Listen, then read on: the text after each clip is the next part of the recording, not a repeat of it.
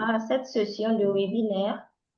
C'est une série de webinaires thématiques de votre communauté, la communauté d'Afrique francophone sur les données ouvertes. Et pour cette session, on aura pour thème la recherche et l'innovation, comment rendre les connaissances scientifiques libres, accessibles et réutilisables, une accélération de l'innovation en Afrique francophone. L'objectif de ce webinaire est de montrer l'importance de l'open science, promouvoir l'accès libre et la réutilisation des données scientifiques, partager de bonnes pratiques. Au programme, nous aurons une introduction au concept de l'open science, des discussions sur les enjeux et défis en Afrique francophone et la démonstration d'un outil web pour éditer, valider et publier des jeux de données ouverts dans des formats structurés et réutilisables. Nos intervenants sont Madame Ilboudo, conseillère en documentation, chargée de l'information et formatrice, et Monsieur Pascal Soubega, ingénieur documentaliste, archiviste et professeur des sciences de l'information documentaire. Et pour finir, nous avons Madame Sarah Petit, gestionnaire de projets et de communauté à Open Knowledge Foundation. Alors, nous allons laisser Madame Ilboudo nous introduire pour l'introduction au concept clé de l'open science. Vous avez la parole, Madame Ilboudo. Nous prions aux participants qui ont leur micro activé de désactiver pour que nous puissions bien. Merci.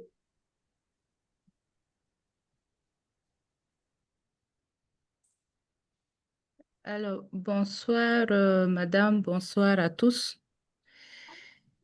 Comme elle a déjà fait la présentation, je ne vais plus revenir là-dessus. Je vais aller directement sur la première présentation qui porte sur les concepts de l'open science.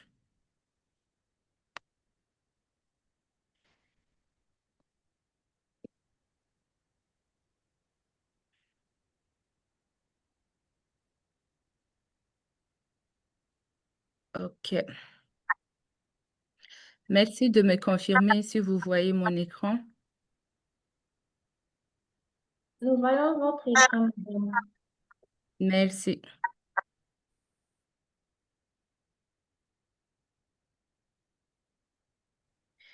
Alors, donc, c'est un plaisir pour moi d'être avec vous ce soir pour ce partage de connaissances.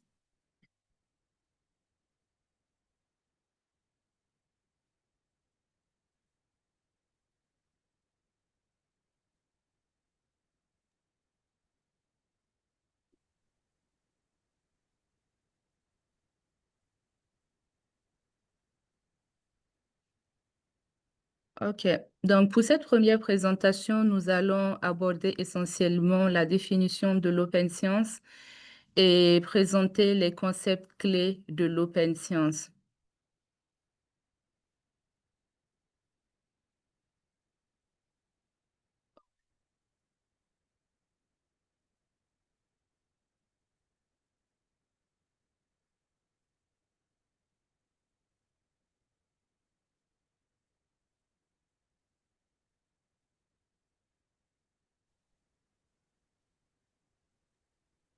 Madame Ilboudo, vous êtes là? Oui, je suis là. Je m'excuse juste une seconde, j'ai un souci technique. D'accord. Voilà.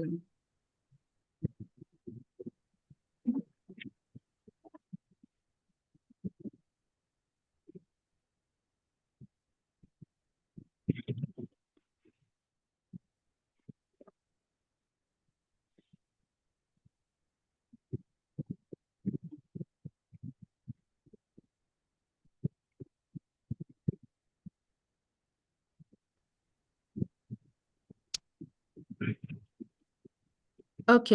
Donc, il faut dire que la science ouverte, encore appelée open science en anglais, est née dans les années 2000, mais son usage a explosé dans les années 2010. Et ce mouvement est causé par l'explosion du coût des abonnements aux revues scientifiques, le développement d'Internet qui facilite la diffusion rapide et peu coûteuse des publications scientifiques, la prise de conscience que les chercheurs écrivent, évaluent et éditent gratuitement, mais que l'accès aux résultats est ensuite restreint par les éditeurs commerciaux. Donc, selon la philosophie de l'open science, euh, les sciences en tant qu'ensemble de connaissances, de protocoles, de méthodes font partie du bien commun de l'humanité. Et en pratique, l'open science se compose des critères de gratuité, d'accessibilité et des publications, de déblocage des barrières, c'est-à-dire qu'il faut adopter des langages linguistiques facilement compréhensibles par tous, la mise à disposition des protocoles, la mise à disposition des protocoles et des données non sensibles ouvertes et qui permettent la réutilisation dans le cadre de l'open science. On doit également faciliter la collaboration entre les scientifiques et permettre aux citoyens et citoyennes non scientifiques de participer à travers les approches participatives et encourager le partage des publications. Donc, pour résumer, l'open science est de ce fait une approche qui vise à rendre la recherche scientifique plus transparente, accessible, collaborative et reproductive.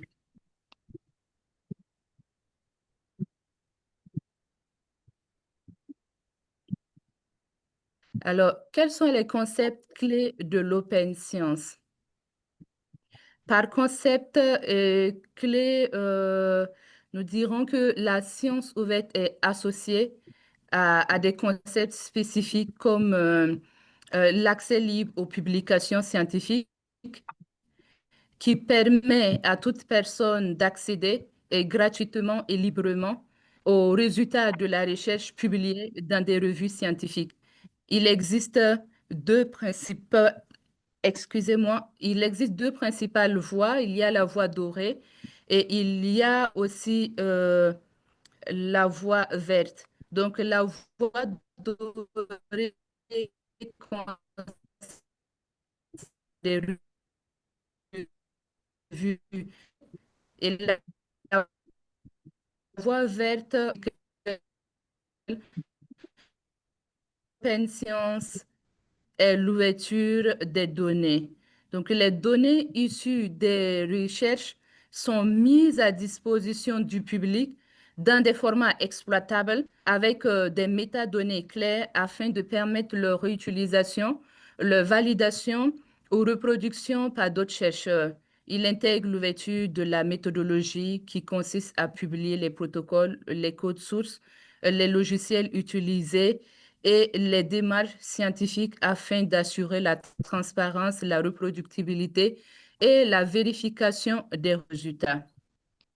Nous avons aussi l'ouverture des ressources éducatives euh, ou- pour favoriser l'accès libre aux ressources pédagogiques, telles que les cours, les supports de formation, et outils numériques. Cela inclut les MOOC et auto-ressources en libre accès pour l'apprentissage. Il faut aussi promouvoir l'ouverture des logiciels de recherche qui permet l'utilisation et le développement des logiciels libres dont le code est ouvert et modifiable pour mener des recherches, l'innovation, la collaboration et l'indépendance technologique. Il y a également l'évaluation responsable de la recherche qui vise à dépasser des indicateurs biométriques traditionnels tels que le facteur d'impact pour adopter des critères plus qualitatifs et inclusifs dans l'évaluation des chercheurs et des productions scientifiques.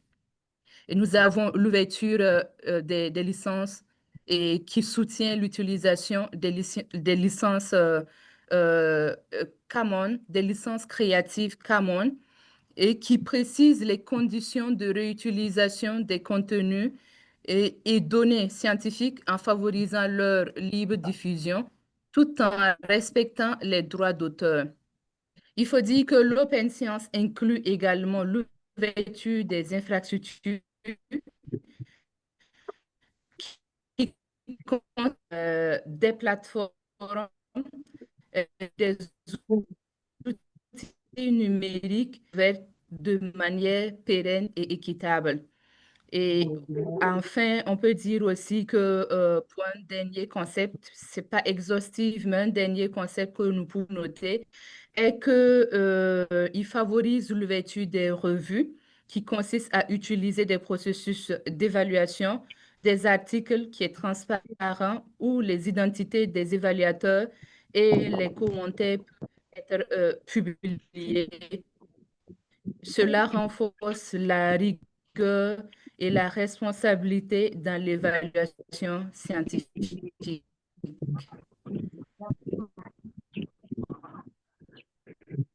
Je vous remercie. Je termine cette première partie. Merci à tous.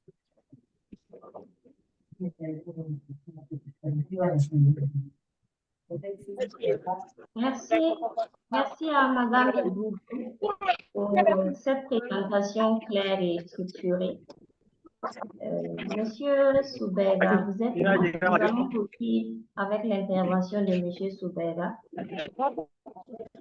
Monsieur Soubega, vous êtes disponible?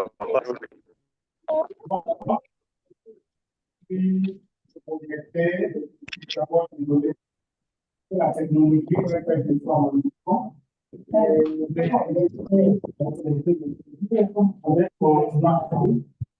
cependant, je suis déjà commencé à présenter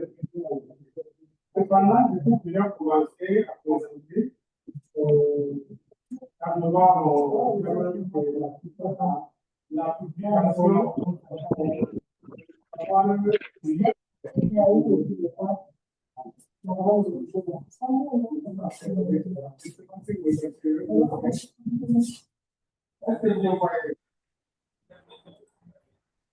Alors, Monsieur Soubega, oui, apparemment, Monsieur Soubega a un problème de réseau. Je ne sais pas si vous m'entendez. Vous me recevez? Oui. Ah oui, oui, oui, Monsieur on Soubega. reçoit. Donc, j'avais déjà fait votre présentation. Donc, si vous êtes prêt, vous pouvez poursuivre avec votre intervention.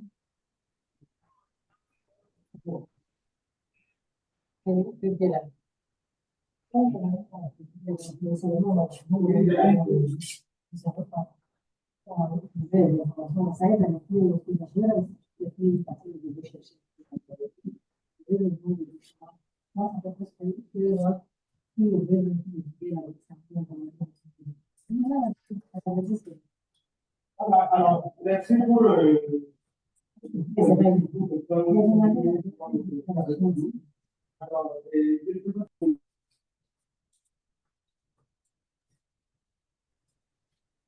Tous les participants qui ont leur micro activé, nous vous prions de bien vouloir désactiver pour que nous puissions bien entendre nos intervenants. Merci. Monsieur Soubega, vous êtes là?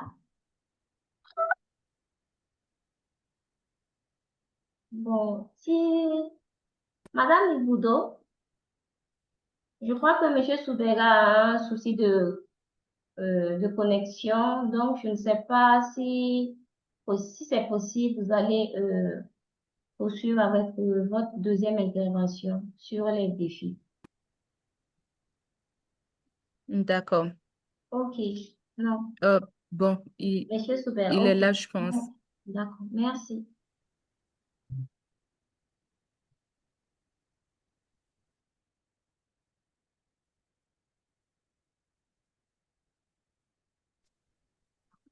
OK. Vous m'entendez? Allô? Oui, allô? Oui, c'est Vous entendez bon. maintenant? Merci bien. Merci Oui. pour la patience. Alors, désolé pour tous ces journalistes qui étaient obligés de changer d'appareil voilà, et tout le système pour pouvoir être en ligne. Malheureusement, j'ai perdu du temps. Donc, sans tarder, on m'a confié deux sous-aspects de la séance ouverte. Je sais que ma collègue et chère amie, Madame Ilboudo, vous en a entretenu déjà de manière générale sur ce que c'est que la séance ouverte. Je ne reviendrai pas là-dessus, autant que j'ai déjà abordé mon temps. Alors, c'est quoi la libre accès aux données scientifiques? Le libre accès, c'est quoi? C'est tout ce qu'il y a comme système qu'on met en place et pour pouvoir permettre au public de manière générale d'accéder à la recherche, aux produits issus de la recherche, aux données de la recherche. Donc, c'est ça en fait le libre accès, tout ce qu'on va mettre en place pour pouvoir permettre que les gens aient facilement accès, et gratuitement surtout, accès à ces données-là qu'on parle de libre accès. Pourquoi? Parce que de manière générale, les données n'étaient pas accessibles gratuitement. Et parfois, même quand vous avez votre argent, vous pouvez ne pas avoir la possibilité d'accéder à ces données, même quand vous voulez acheter. Donc, l'open science voudrait qu'on ait toutes les facilités pour accéder aux acquis de la recherche. Moi, je parle plutôt des acquis de la recherche. Alors, le libre accès permet quoi? Parce qu'elle permet justement la diffusion gratuite de ces données-là. Et ces données-là concernent d'abord éventuellement les publications scientifiques, mais aussi parfois des données brutes, qu'on appelle les data.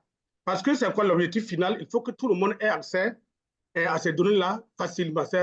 La science est au service des humains. Il n'y a pas de raison que certains humains, certaines personnes soient exclus de l'accès au savoir. Et donc, l'objectif de libre accès, c'est de faciliter justement cette diffusion, et favoriser la coopération la collaboration entre les usagers, entre les chercheurs, et améliorer la reproductibilité des recherches, améliorer la reproductibilité et accélérer l'innovation scientifique. Pourquoi accélérer? On verra ça en deuxième partie de mon intervention. Parce que, effectivement, la science, la recherche doit être au service du développement. Or, se trouve que dans beaucoup de cas, on avait du mal à accéder justement à ces ressources. On avait du mal à accéder à ces ressources. Voilà, ce qui fait que, naturellement, il fallait trouver des solutions pour pouvoir favoriser, démocratiser l'accès à l'information scientifique. Il faut dire que quand on parle des données scientifiques, on a d'abord les données des laboratoires. Ce n'est pas évident que les gens y pensent. Les résultats issus des laboratoires.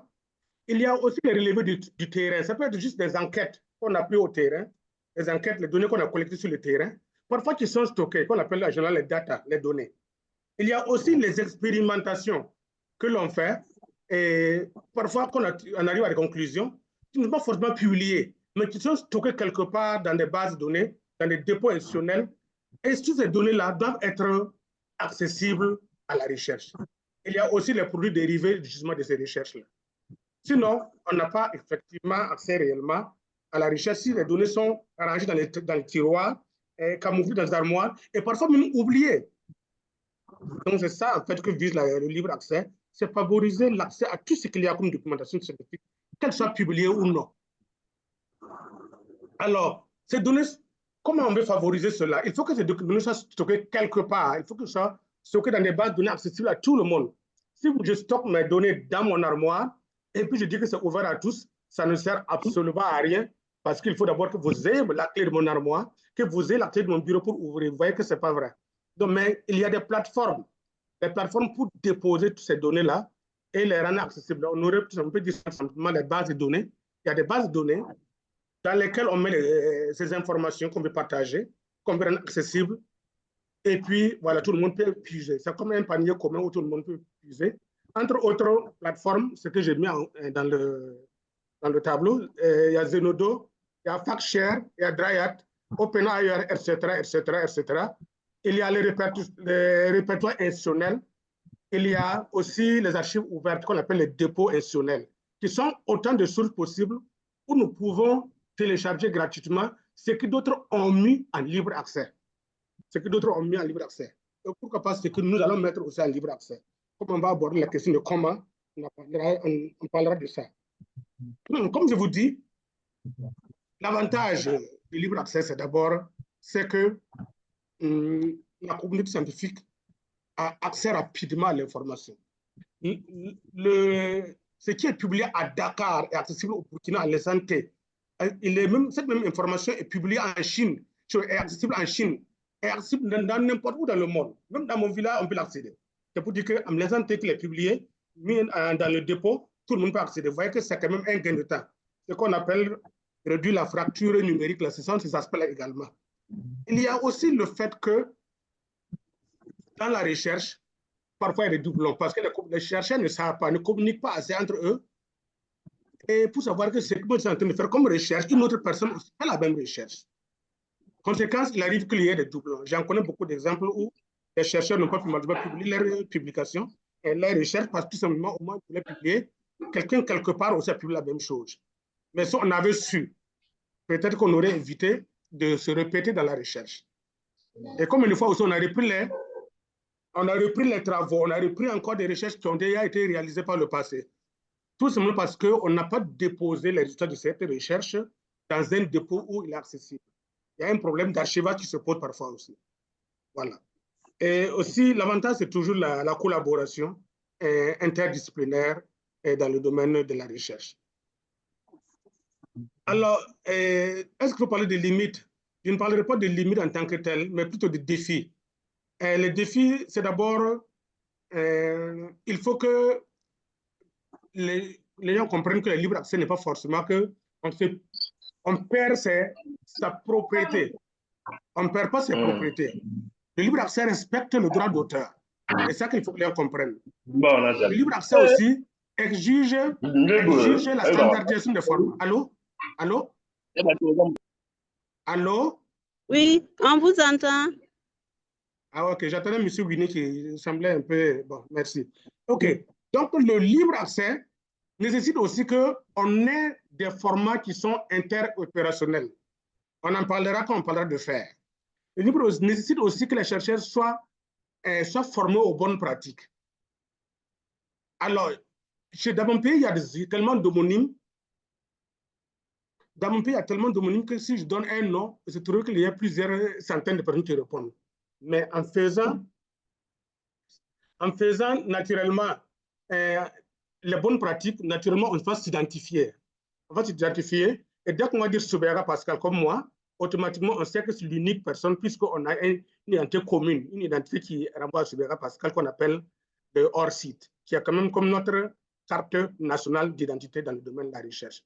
Voilà autant de défis qu'il faut relever pour pouvoir pratiquer réellement le libre accès aux données scientifiques. Et le libre accès, ça c'est juste pour rappeler que c'est d'abord une exigence mondiale qu'on ne peut pas éviter. C'est un mouvement qu'on ne peut pas contourner. Et ce que j'ai cité ici, c'est un peu l'exigence des bailleurs de fonds ou bien l'exigence en matière de coopération internationale, le plan SS, le plan de l'Union européenne, qui parle de financement de libre accès. Il y a l'EOSC, qui est toujours un organisme européen pour promouvoir le libre accès. Donc, on ne peut plus aujourd'hui se contenter de publier seulement de manière fermée. Donc, c'est autant de perspectives qui nous obligent à travailler, à aller vers le libre accès, même quand même on connaît le principal défi, qui est le défi technologique. Voilà. Ben, on reviendra en long, en large. Voilà. Je ne sais pas si j'ai pu résumer en quelques mots, parce que j'ai perdu un peu du temps. Est-ce que j'ai pu résumer en quelques mots? Voilà ce que j'avais prévu pour vous parler ce soir en termes à propos du libre accès.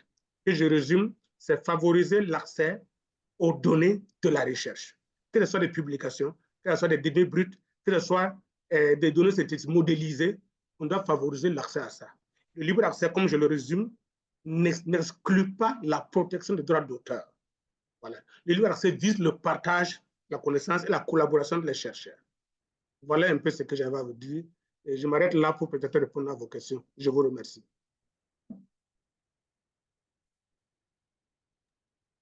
Merci à vous, M. Soubera, pour ces informations détaillées sur le libre accès. Nous allons poursuivre avec Madame Igbudo pour la deuxième intervention. Merci.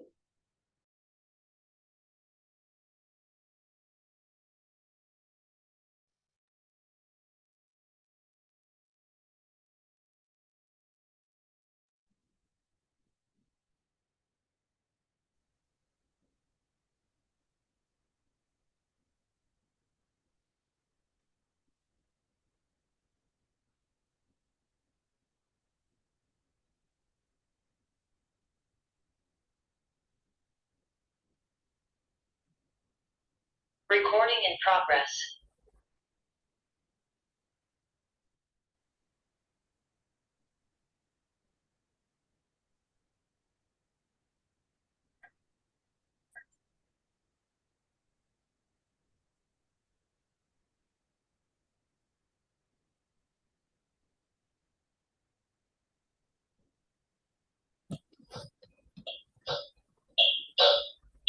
Est-ce que vous voyez mon écran?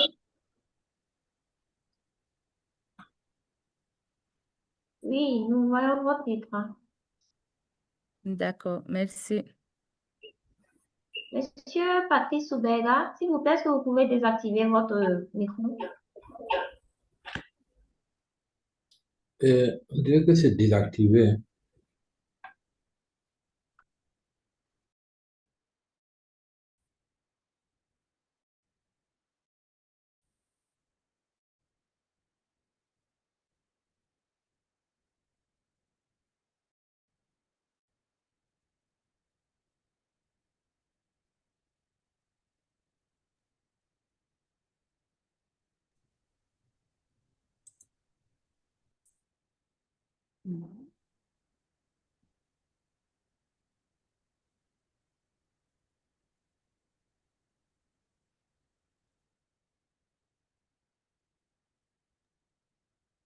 Josiane, je ne vois absolument rien.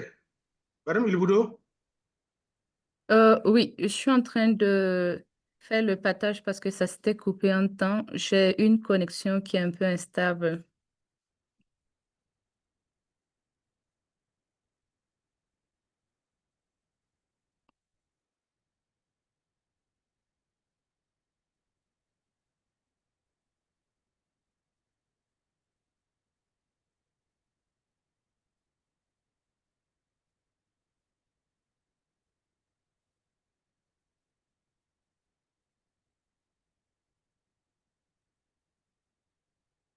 OK, c'est bon, vous voyez mieux mon écran? Oui, c'est lisible. Oui, c'est visible, Madame Igbudo. D'accord, bon. merci bien. OK, merci bien. Alors, cette présentation va porter sur les défis de l'Open Science en Afrique francophone. Et nous allons d'abord présenter brièvement l'importance même de l'Open Science pour l'Afrique francophone. Et pour cela, je dirais que l'Open Science favorise l'accès équitable à la connaissance scientifique. Il permet également une meilleure visibilité de la recherche de l'Afrique francophone, soutient les objectifs de développement durable, réduit la dépendance vis-à-vis des éditeurs internationaux et réduit la dépendance aussi vis-à-vis des éditeurs internationaux. Excusez-moi, cette partie a été doublée. Je ne vais pas revenir dans les détails pour développer parce que M. Soubega a déjà développé dans sa présentation l'intérêt de l'Open Science. Alors, quels sont les axes à améliorer dans le cadre de l'Open Science en Afrique francophone? Nous notons premièrement une méconnaissance de la science ouverte et des dispositifs de diffusion en libre accès. En 2022, le réseau pour la mutualisation de l'information scientifique et technique a mené une étude sur la perception et la pratique de la science ouverte au Burkina Faso. Et les résultats de cette étude ont montré que 66% des répondants ne connaissaient pas le concept de la science ouverte et 79% méconnaissent les dispositifs de publication ou diffusion en libre accès. Donc, à travers ces résultats, nous notons une faible culture de la science ouverte et une méconnaissance des concepts et une résistance au changement et une crainte de la perte même des propriétés intellectuelles parce que beaucoup de chercheurs sont résistants quand il s'agit de publier leurs travaux en libre accès. Aussi, un autre défi, nous notons l'inexistence ou voilà, l'inexistence ou l'absence des cadres réglementaires et éthiques ou l'insuffisance, voilà. Donc, il y a, selon Antonin Diouf, qui est conservateur des bibliothèques, dans sa présentation faite au cours du deuxième colloque sur la science ouverte, il a mené une étude justement qui a présenté l'absence ou l'inexistence ou l'inadéquation des outils de préservation, de diffusion et de valorisation de la production scientifique.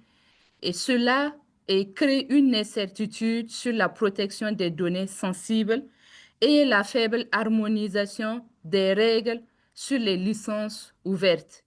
Alors, il a noté l'absence de formalisation de politique de libre accès ou un état embryonnaire, voilà, des dispositifs.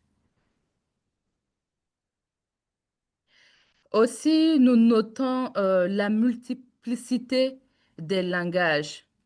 Il faut dire que lors du deuxième sommet mondial sur le libre accès qui s'est tenu en décembre dernier, les débats ont porté sur les barrières linguistiques et géopolitiques.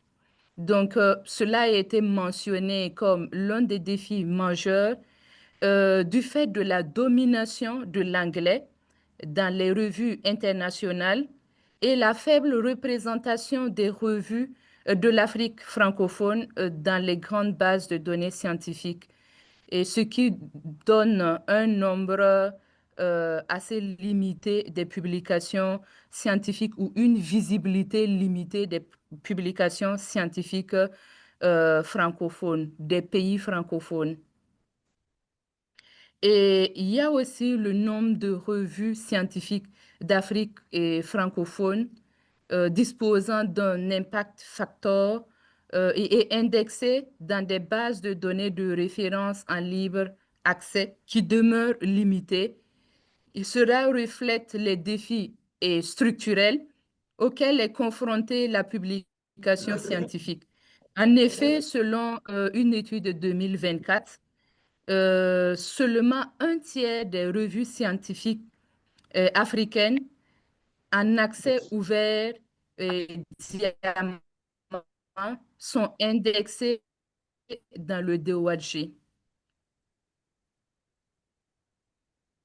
Et enfin, comme dernière difficulté majeure que nous notons ici, c'est le système d'évaluation scientifique qui exerce une pression aux chercheurs, surtout ceux qui veulent passer le CAMES à publier dans des revues à haut et facteur d'impact. Cela rend la valorisation faible des publications locales ou en open access.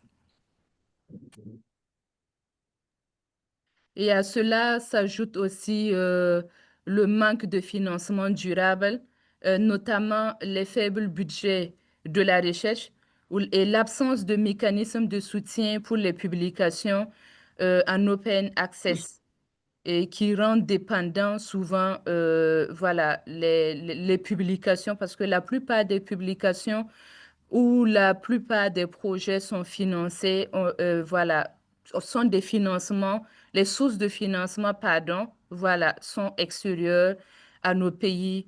Donc, ils sont orientés par des priorités exogènes.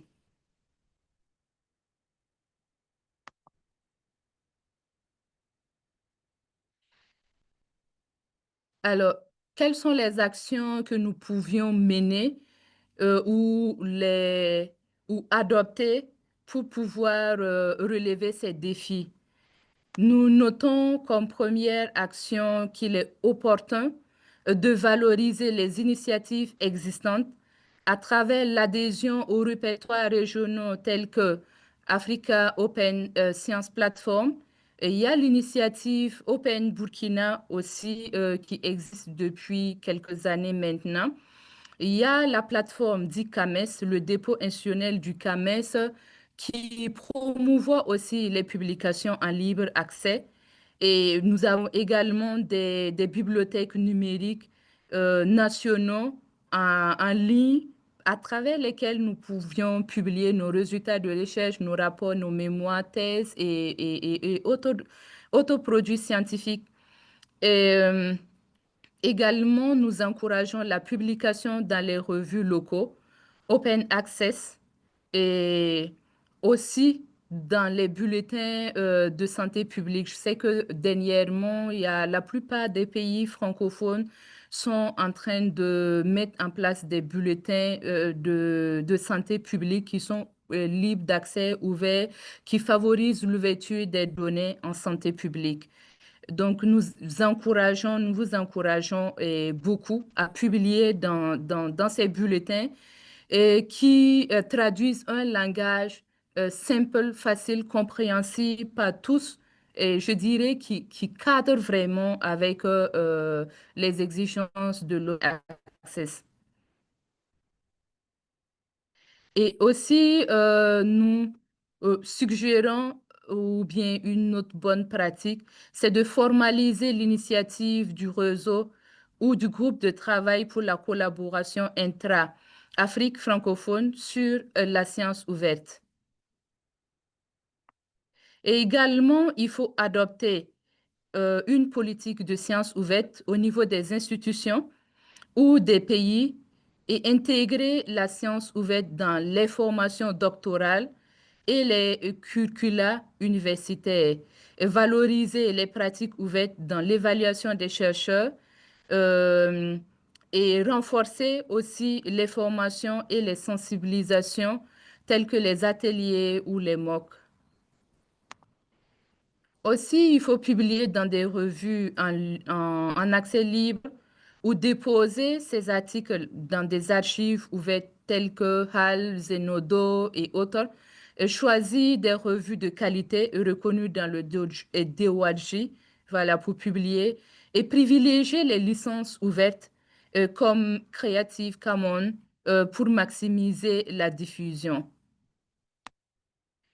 Il faut aussi favoriser l'ouverture des données de la recherche en organisant, documentant et structurant les données selon les principes FAIR. Les principes FAIR, ce sont les principes qui tiennent compte de la facilité d'exploitation, la facilité à retrouver les données et l'accessibilité, la facilité à accéder aux données et l'interopérabilité et la réutilisation des données et respecter bien évidemment la confidentialité et l'éthique et les cadres juridiques sur la protection des données sensibles. Il faut également développer des infrastructures numériques locales. Oui, des infrastructures numériques locales, voilà, ouvertes et participer aussi au processus de relecture ouverte quand cela est possible. Il faut déposer des pré-publications pour le partage rapide des résultats et encourager la transparence dans les rapports d'évaluation. Également, il est important d'encourager les revues locales en open access en français et en langue nationale et aussi utiliser les outils open source pour la collecte, l'analyse et la gestion des données telles que R, Python ou Zotero et héberger les productions scientifiques sur des plateformes ouvertes non privatives et interopérables. Alors, enfin, je dirais que l'open science est une opportunité stratégique pour les pays d'Afrique francophone, mais ne pourra se concrétiser sans volonté politique, sans investissement durable et mobilisation de tous les acteurs de la recherche. C'est un levier pour une science plus juste, plus accessible et ancrée dans les réalités du continent. Je vous remercie. Merci à vous, Madame Egudo. Merci pour cet apport riche sur l'importance de l'open science pour l'Afrique francophone et les axes que nous devons améliorer et également sur les bonnes pratiques à adopter pour l'effectivité de l'open science en Afrique francophone pour que la communauté scientifique bénéficie davantage des opportunités et de l'innovation qu'offre l'open science. Nous allons poursuivre avec la deuxième intervention de M. Soubega.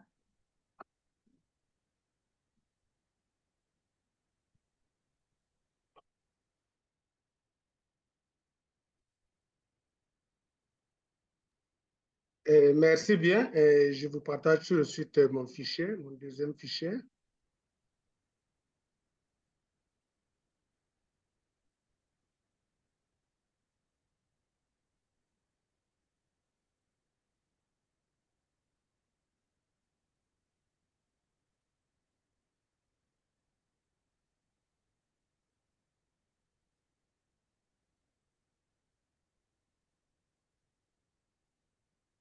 Oui.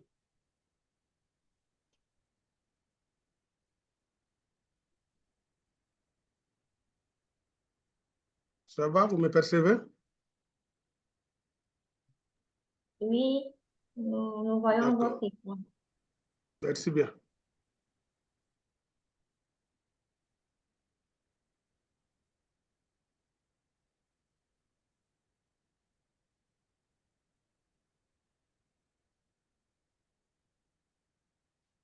Voilà, merci bien.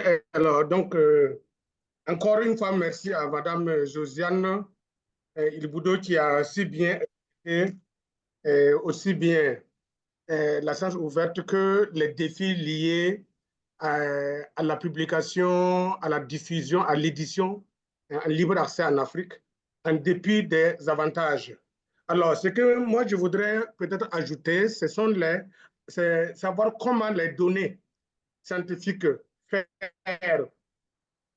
données scientifiques libre accès si vous voulez, accélèrent l'innovation. Et vous savez, l'un des principes de base du libre accès, c'est le faire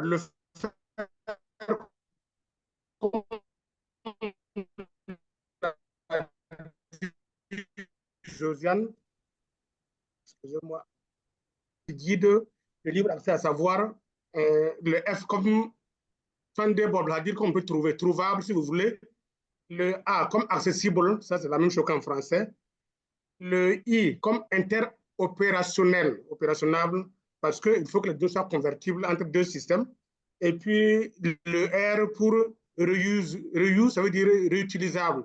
Donc, c'est ça qui fonde la science ouverte. Il ne faut pas revenir encore sur ce que c'est que la science ouverte, vous en savez déjà assez. Voilà. Donc, pourquoi rendre les données faires? Pourquoi rendre les données accessibles? Pourquoi rendre les données réutilisables? Parce que lorsque on applique le principe FAIR, on facilite la découverte et l'accès aux résultats de la recherche. On permet la réutilisation à grande échelle, puisque c'est ça aussi l'objectif visé par le libre accès, une utilisation à grande échelle les données de la connaissance. Il faut qu'on puisse démocratiser, comme on le dit. Il faut qu'on puisse démocratiser. Et ensuite, il faut qu'on puisse améliorer la transparence. La transparence est dans la recherche. Et comme je vous disais, c'est parce que parfois, on ne sait pas qui fait quoi, qu'il y a parfois des répétitions en termes de recherche, alors que tout simplement, nous faisons déjà la même chose. Et cela doit servir au changement, cela doit servir au développement, à l'innovation. Il faut que la science ouverte favorise une accélération de l'innovation scientifique parce que grâce aux connaissances partagées, naturellement, il y a de nouvelles solutions qui sont proposées à des problèmes. Il y a aussi le fait qu'on accède rapidement à une information. Vous imaginez qu'une information publiée aujourd'hui aux États-Unis, en laissant un Burkinabé, ou un Malien, ou un Sénégalais, ou un Burundais, ou je ne sais pas, un Ivoirien, ils ont accès à la même information. Imaginez une information qui soit pratique. C'est autant de solutions qu'on a trouvées qu'on applique au même moment. Donc, il y a une nécessité d'ouvrir. Ça ne doit pas être une question d'élite, c'est une question ouverte pour pouvoir accélérer justement le développement. C'est le rôle justement de la science ouverte. Il faut qu'on aille vers le développement grâce au partage des connaissances. Donc, accélérer veut dire naturellement et rapidement, bien sûr. Moins d'efforts. Il ne faut pas qu'on perde trop de temps. Il faut qu'on parte rapidement à des données où on ne souffre plus parce qu'on partage ce que les autres ont trouvé. Il faut que on puisse valider rapidement ce que nous avons comme trouvaille. Il faut qu'on puisse stimuler la collaboration interdisciplinaire parce que la science n'est pas une seule discipline, c'est un ensemble d'éléments qui forment l'innovation. Alors, donc, l'interopérationnalité veut dire quoi? Comme je le disais, il ne faut pas que nos systèmes, il ne faut pas que nos systèmes ne soient pas compatibles avec d'autres systèmes. L'interopérationnalité veut dire que dès qu'il y a des données, que nous soient exploitables ailleurs. Imaginez que moi, je vais me donner avec le format PDF et que vous n'avez pas la possibilité d'ouvrir le format PDF dans votre pays, c'est que mes données ne sont pas interopérationnelles avec votre système. En fait, c'est ça. Comprenez la affaire comme ça. PDF n'est pas forcément le bon exemple, mais je veux que vous compreniez un peu ce que ça signifie. Imaginez que moi, j'ai uniquement que des fichiers PDF dans ma base de données et que vous n'avez pas de lecteur PDF dans votre pays, vous ne pourrez pas accéder à mes données. Donc, il faut que je tienne compte du fait qu'il y en a qui utilisent d'autres systèmes, d'autres types d'encodage des données. Il faut que mon encodage soit universellement accepté. C'est ça, en fait, l'interopérationnalité des systèmes. Et réutilisable, ça c'est normal, il faut qu'on puisse réduire le coût de la production des données. Vous imaginez, on a fait une enquête en Mauritanie, par exemple, et que ces mêmes enquêtes, on trouve à peu près les mêmes types d'individus, les mêmes cibles au Burkina Faso, ou bien au Congo, ou bien, je ne sais pas, au Rwanda. On n'a plus forcément besoin de prendre encore le temps pour pouvoir faire encore des recherches avec les mêmes cibles, puisque ce sont les mêmes cibles. Ça ne sert à rien. Il faut juste utiliser ces données qui existent déjà. C'est autant de coûts que l'on peut épargner, et puis ça fait du bien toujours. Il y a aussi le fait que lorsque on utilise les données, naturellement, ça permet de créer de nouvelles possibilités et des projets collaboratifs entre les citoyens. Il y a vraiment beaucoup de facilités en termes de réutilisation des données de la recherche. Voilà un peu le principe FAIR. Alors, je donne ici des exemples peut-être qui ne sont pas correspondants à vos réalités chez vous. Voilà. J'ai pris le cas de la COVID parce que c'est une maladie qui a quand même secoué le monde. Et au cours de cette maladie, il y a une collaboration rapide.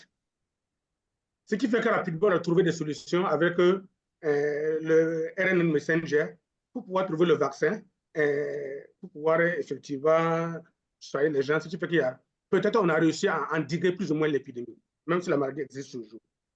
Dans le domaine de l'agriculture, il y a beaucoup d'exemples de collaboration faire qui ont permis effectivement que l'on propose des variétés assez résistantes parfois à la chaleur, résistantes à la mauvaise pluviométrie, ou parfois résistantes peut-être au froid, je n'en sais pas.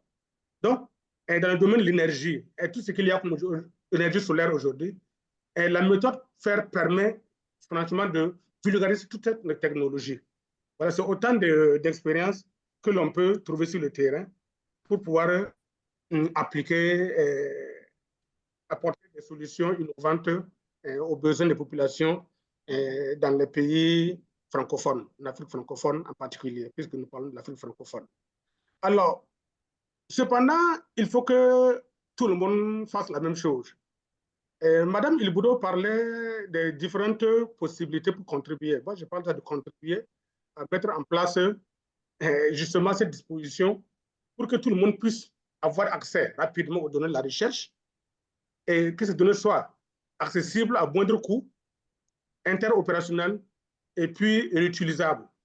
Mais pour cela, il faut d'abord que les gens puissent utiliser les dépôts ouverts. Utiliser veut dire quoi? C'est d'abord chercher l'information là-bas, mais c'est aussi mettre l'information là-bas. Parce que nous qui écoutons, nous pouvons aussi produire l'information. Il n'y a pas de gens qui produisent l'information, il y en a qui donnent et qui consomment. En fait, l'avantage de Open Access, c'est que tout le monde devient donneur et receveur. Avant, on attendait toujours que d'autres envoient, on va prendre à moindre coût. Vous connaissez bien des plateformes où, pour l'Afrique, c'est pratiquement gratuit. Dans vos différents pays, vous connaissez des plateformes comme ça, où il y a des données vraiment intéressantes, mais pour vos pays, c'est gratuit. Mais ça veut dire qu'ailleurs, c'est vendu. Mais avec la méthode FAIR, donc la méthode de la science ouverte, et tout le monde devient donneur et tout le monde devient receveur. Il y a une sorte d'équilibre. Voilà. Et je pense que c'est beaucoup plus juste. On aime autant recevoir que donner également. Voilà. Et il y a aussi la bonne pratique pour les métadonnées. C'est vrai, on peut avoir des dépôts où il faut déposer. Mais si nous n'enregistrons pas bien nos métadonnées, nous n'indexons pas bien nos données, on peut ne pas trouver. Nous n'indexons pas bien les données, on peut ne pas trouver. Je vous donne juste un exemple. Si vous dites à la machine, par exemple, de chercher, j'aime taquiner mes étudiants quand je leur pendant le cours, j'aime dire de chercher un document sur un repas. La machine ne se rapporte forcément que quand je parle de repas, je parle de Tchéboudienne. Tchéboudienne, c'est le riz gras sénégalais. La machine ne sait pas cela. Vous voyez, parce que celui qui a indexé un repas n'a pas indexé Tchéboudienne. Il a probablement indexé riz gras. Vous voyez? Donc, les méthodes, c'est ça, savoir indexer les mots qui permettent qu'universellement, on puisse trouver les informations. Et puis, bien sûr, ce sont nos données, mais si nous ne disons pas que nous les donnons ouvertes, les licences ouvertes qu'on peut utiliser, ce sont les données qui seront protégées. Donc, il faut appliquer les licences ouvertes. Alors, je précise que licence ouverte ne veut pas dire qu'on ne va pas citer votre nom. Les licences ouvertes veut dire que vous donnez la liberté à ceux qui utilisent d'utiliser l'information, mais ils ont une obligation de toujours citer que l'information vient de telle ou telle personne, de Kwaku, ou bien de Kodate, ou bien de je ne sais pas. Voilà. Il faut toujours que celui qui utilise l'information dise qui a produit l'information. Voilà. Donc, les gens croient parfois que la licence ouverte veut dire qu'on ne respecte le droit d'auteur. Non. On respecte le droit d'auteur. On cite obligatoirement celui qui a produit ces données, que ce soit des données brutes, que ce soit des données synthétisées sous forme de modulation, que ce soit des publications, il faut toujours citer l'auteur. Ça, c'est une obligation absolue de ouverte. Voilà. Et puis, définir un plan de gestion des données. Voilà. Alors, ce qu'il faut dire, c'est que la méthode FAIR est un grand levier d'innovation en Afrique francophone surtout. Nous parlons de l'Afrique francophone parce que c'est aussi une opportunité pour l'Afrique francophone d'accéder aux données, puisque Mme Ilboudou parlait du fait que la domination linguistique nuise un peu à l'accès aux connaissances, mais au moins que ceux qui parlent la même langue mutualisent les ressources. Ceux qui parlent se comprennent au moins qu'ils mutualisent les ressources. Donc, c'est déjà un outil pour qu'on mutualise les ressources pour les gens qui ont la même, voilà, même facilité linguistique. Et ça va impacter positivement sur ce que chacun de nous fait. Mais il ne faut pas attendre longtemps, c'est le maintenant. C'est maintenant qu'il faut relever ces défis. Et je ne reviendrai pas sur les défis parce que je viens en a largement aborder ces aspects, mais il y a beaucoup à faire. Alors, juste quelques diapos par rapport à comment on peut promouvoir, comment on peut faire pour arriver à ça. Alors, je vais aller rapidement. Je peux revenir sur... Alors, déjà, il faut que nous développons nos plans de gestion de données. C'est-à-dire que nous n'avons pas besoin forcément d'avoir des plans de gestion de données. Il y a des gens qui ont déjà des plans de gestion de données. Il faut juste les utiliser. Il faut juste les utiliser. Faites-vous accompagner par des spécialistes. Parfois même dans vos services, dans vos institutions, parfois les documentistes sont déjà formés au PGD. Ils peuvent vous aider avec les informaticiens à gérer ces données-là. Il y a les dépôts ouverts. Madame Ilboudou a beaucoup parlé autour de ça. Les dépôts institutionnels qui sont autant des lieux où vous pouvez stocker vos documents. Rassurez-vous, vos documents sont stockés là, vous pouvez les récupérer quand vous voulez, vous pouvez les changer, vous pouvez les corriger, Vous pouvez même les modifier, vous pouvez même complètement les retirer. Gardez toujours votre liberté de déposer vos données. Et surtout pour éventuellement dans le public, s'il y a des doctorats, pensez-y pendant qu'il a encore temps. Et il y a aussi l'utilisation des voilà, les différents outils open que vous pouvez utiliser dans le cadre de l'élaboration de vos travaux. Alors, un des éléments que je vais ajouter avant de clôturer, n'oubliez surtout pas que les chercheurs aujourd'hui sont notés sur la base de plusieurs critères. Madame a dit qu'il faut publier dans des revues qui ont une cote. Et ce que je voudrais ajouter, c'est que les bailleurs de fonds, ceux qui financent aujourd'hui la recherche, quand ce n'est pas un particulier, c'est une institution qui finance, il exigerait toujours que vous déposez vos données de base, vos données brutes dans les dépôts institutionnels. Aussi, ce que j'encourage comme élément à nos jeunes chercheurs qui débutent, parce que je sais que les anciens en ont déjà, c'est de créer des identités de chercheurs, qu'on appelle le hors-site. En fait, ce sont des identités qui vous permettent que de n'importe où au monde, quand on prend juste votre hors-site, on sache que c'est telle personne qui travaille sur tel domaine dans tel pays. C'est unique et c'est toujours bien. Ça permet de ne pas confondre Pascal Soubera et Pascal Soubera. Ça permet de ne pas confondre peut-être Albert et Albert Ouedraogo, parce qu'il y en a beaucoup au Burkina Faso. Vous voyez donc, chacun doit avoir une identité. Dès qu'on se doute de qui est celui qui est au bout, quand on prend leur site, on doit pouvoir retrouver quelle personne. Voilà. Alors, il y a beaucoup à dire, mais je crois que j'ai un peu abusé du temps. Et je vais m'arrêter là pour qu'on puisse enrichir le débat dans les discussions. Voilà. Je vous remercie.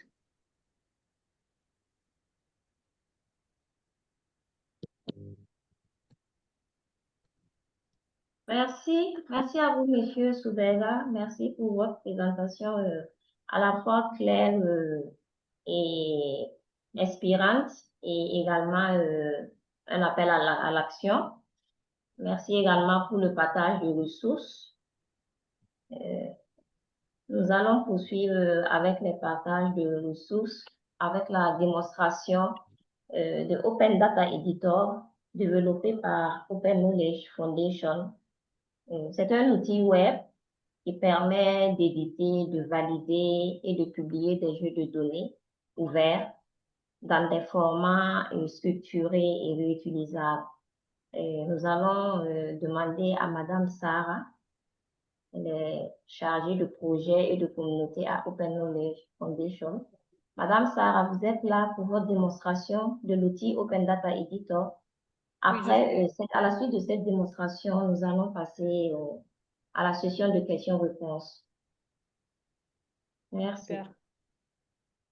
Merci beaucoup Adeta, merci beaucoup Open Burkina de me donner cette opportunité. Merci à tous. En fait, avant de démarrer, de vous montrer en fait comment cette application marche, laissez-moi juste 2 minutes faire une petite intro sur Open Knowledge Foundation. Peut-être que quelqu'un d'entre vous ne la connaît pas. En fait, Open Knowledge Foundation, c'est une ONG globale qui est active depuis 20 ans. Ce qu'on fait, c'est du plaidoyer pour les données ouvertes et l'ouverture de la connaissance en général. Et ça, parce qu'on est convaincu, comme je pense tout le monde ici dans ce webinaire, qu'en donnant accès aux données et à l'information et en fournissant les outils nécessaires à transformer ces données et ces informations en connaissances, en fait, nous pouvons produire du changement social positif et rendre nos sociétés plus résilientes et plus justes. On a un réseau dans plus de 40 pays, dont Open Burkina fait partie aussi. Et en fait, depuis 20 ans, on a beaucoup d'expérience dans tout ce qui est publication de données et transportabilité des données ouvertes. On se spécialise surtout dans le développement d'infrastructures open source. Et celle que je vais vous montrer aujourd'hui, Open Data Editor, ça fait partie de ça aussi. Juste pour vous donner un peu de contexte, donc les 2 intervenants précédents, Madame Ilboudo et Monsieur Soubega, ont les 2 parlé beaucoup de sciences ouvertes et de données réutilisables selon les principes FAIR. Ça, c'est quelque chose qui nous tient au cœur beaucoup. Et en fait, pendant ces 20 ans, on a beaucoup développé des librairies de code, des standards et tout ça pour en fait soutenir cela. Depuis 2-3 ans, en fait, on s'est rendu compte que beaucoup de l'infrastructure qu'on développait, c'était une infrastructure très technique, donc qui était très utile dans certains contextes, Mais en fait, il y avait, même dans la recherche, des besoins aussi non techniques. Et donc, des gens qui peut-être ne se sont pas tout à fait à l'aise avec la programmation, mais qui doivent quand même travailler avec des données. Et en fait, en parlant à droite à gauche avec des chercheurs, mais aussi des petites ONG et des petites administrations publiques, on s'est rendu compte qu'en fait, il y a beaucoup de gens dans la recherche aussi qui, en fait, passent beaucoup de temps à nettoyer leurs données avant de pouvoir passer en fait à l'étape qui les intéresse finalement beaucoup, qui est l'étape de l'analyse ou de la publication de ces données-là. Donc, on s'est dit, en fait, qu'est-ce qu'on peut faire pour ça? Et on a décidé de développer une application qui s'appelle justement Open Data Editor. Je vais juste vous mettre peut-être un lien vers la page où vous pouvez trouver aussi le descriptif. Mais après, je ne veux pas beaucoup abuser de votre temps et je vais vous montrer en fait comment ça marche. L'idée de l'application, donc c'est une application desktop, donc pas une application en ligne. Et on a pris cette décision consciemment parce que en fait, on s'est dit que de un, ça allait en fait préserver la privacy sur les données, dans le sens que en fait, les données ne sont jamais partagées en ligne et restent locales dans vos ordinateurs. Mais ça veut dire aussi que, par exemple, dans des contextes où il y a la possibilité de coupure d'Internet ou de coupure d'électricité, on peut continuer à travailler avec l'outil parce qu'en fait, on n'a pas besoin de connexion et on peut continuer à travailler hors ligne. Donc, ça, c'est un peu l'idée. Et ce que l'application fait, c'est justement un procès de validation. Donc, en fait, on injecte les données, et je vais vous montrer ça tout à l'heure. Et l'application, en fait, va nous dire si les données sont bien structurées, et donc sont faires, selon les principes, les principes faires dont Monsieur Soubega parlait tout à l'heure. Et donc, si elles sont conformes, et si, du coup, en fait, les données sont prêtes à être partagées avec des autres gens, ou s'il faut, en fait, un peu de travail sur les données. Alors, je vais vite partager mon écran, comme ça, je vais vous montrer ça. Voilà. Donc, en fait, ça, c'est l'application Open Data Editor. Comme vous voyez, en fait, c'est possible de l'utiliser en plusieurs langues. C'est un projet en développement, donc si par-ci, par-là, vous voyez qu'il y a des petits bugs et des mots en anglais, c'est tout à fait normal, mais on va corriger ça. Et donc, comment ça marche? Ça, c'est l'application que vous pouvez télécharger d'Internet sur votre ordinateur. Elle est locale. Et en fait, ce qu'on va faire, c'est qu'on va essayer de télécharger des données. Donc, on a la possibilité de soit les télécharger des fichiers seuls, donc en Excel ou au CSV, par exemple, ou aussi un dossier qui, du coup, va contenir plusieurs tableaux, plusieurs données. L'autre possibilité, c'est aussi de en fait, copier un lien qui, du coup, redirige soit vers un Google Sheet, par exemple, mais aussi ça peut être un CSV qui est hébergé sur un portail de données ouvertes, ou ça peut être aussi un fichier qui est hébergé sur GitHub. Et donc là, il suffit juste de coller l'URL et on peut vite valider. Là, en fait, ce que moi, je vais faire, c'est que je vais sélectionner un fichier que j'ai préparé ici de mon ordinateur. Voilà, on va l'ouvrir. Et en fait, voilà, donc ça, c'est le fichier que vous voyez. Et en fait, tout de suite, vous allez voir, c'est très visible. L'application va vous dire, attention, là, il y a deux trucs qui ne marchent pas. En fait, et on le voit parce qu'il est rouge. Et on peut même aller, en fait, sur le rapport d'erreur. Et donc, ça, c'est la chose qui ne marche pas encore en français, mais en fait, le descriptif de l'erreur va être en français aussi. Et du coup, ce que l'application nous dit, c'est que, voilà, en fait, là, on a deux fois la même colonne, en fait, et avec le même titre à chaque fois. Donc, ça, c'est probablement une erreur. Et l'autre chose que l'application va nous dire, c'est que, voilà, là, en fait, la valeur qu'on a dans cette cellule-là, donc celle qui est à la fin du dataset, en fait, c'est pas ce qu'on s'attendrait, dans le sens que là, on s'attendrait à un chiffre, mais en fait, ce qu'on a, c'est pas un chiffre. Et ça, c'est parce que, en maniant les données, probablement quelqu'un a mis un F par erreur, ou peut-être que c'était un commentaire et qu'il l'a laissé là. Mais qu'est-ce que ça veut dire? Qu'en fait, si cet F est là, et vous passez directement à l'analyse de ces données, en fait, l'analyse va être complètement faussée parce qu'elle ne va pas prendre en compte ce valeur-là. Donc, en fait, avant de passer à l'analyse, c'est très important de passer dans une application comme Open Data Editor pour voir en fait qu'il y a ça, qu'il y a ces erreurs, et du coup, on peut vite aller nettoyer le fichier. Et comme ça, en fait, une fois qu'il est prêt, on peut ensuite soit le partager avec d'autres gens avec qui on travaille, des autres chercheurs, ou bien on peut le publier, ou bien on peut nous-mêmes faire l'analyse sur ça. Et en fait, on peut même corriger là-dedans directement. Donc, on va enlever le F, par exemple, et ça, par exemple, on va substituer parce que, par exemple, là, c'était peut-être Nord qu'on voulait écrire et pas South. Donc, voilà. Et en fait, là, on peut soit aller publier, et du coup, ça va nous donner la possibilité de faire ça sur GitHub, Sican ou Zenodo, dont aussi on parlait tout à l'heure. Ou bien, en fait, ce qu'on peut faire aussi, c'est de plutôt... Voilà. De plutôt enregistrer les modifications et du coup, en fait, sauvegarder le fichier en local. Voilà, en fait, en gros, c'est Open Data Editor. Et l'idée, c'est vraiment en fait de réduire le temps fou que les chercheurs et les gens qui travaillent avec les données un peu partout dans le monde passent à faire en fait cette partie du travail très répétitive et qui les intéresse pas en fait de vraiment aller nettoyer tous les données et vérifier en fait que tout soit en ordre pour pouvoir en fait ensuite y travailler dessus. Donc, en gros, ça, c'est l'application. Je vais après vous mettre dans le chat aussi un lien sur comment le télécharger. Mais voilà, en gros, c'est ce qu'on voulait vous montrer. Voilà, je vais interrompre la division. Et en fait, là, vous allez voir aussi, voilà, si vous avez des questions, je suis là. Merci beaucoup pour l'écoute. Merci Sarah pour cette démonstration très claire de l'application Open Data Editor. Nous allons passer maintenant à la session de questions-réponses, à la session d'échange avec les participants. Chers participants, merci pour votre patience et merci de rester jusqu'à cette session de questions-réponses maintenant. Si vous avez des questions à l'endroit de Monsieur Pascal et puis de Madame Yves Boudot et de Madame Sarah, vous pouvez les poser maintenant. Vous pouvez également les poser dans le chat. Vous pouvez également lever la main pour poser les questions. Ils sont disponibles à vous répondre. Merci.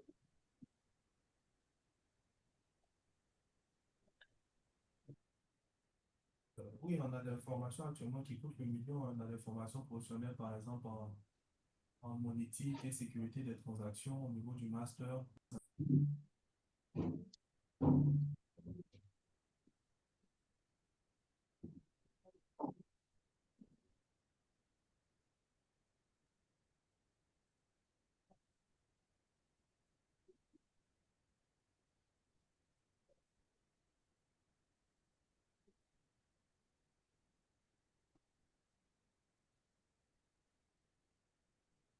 Il n'y a pas de questions? Vous êtes là? Il n'y a pas de questions, chers participants? Ou bien les présentations étaient tellement bien détaillées que bon, vous avez tellement bien compris et il n'y a pas de questions.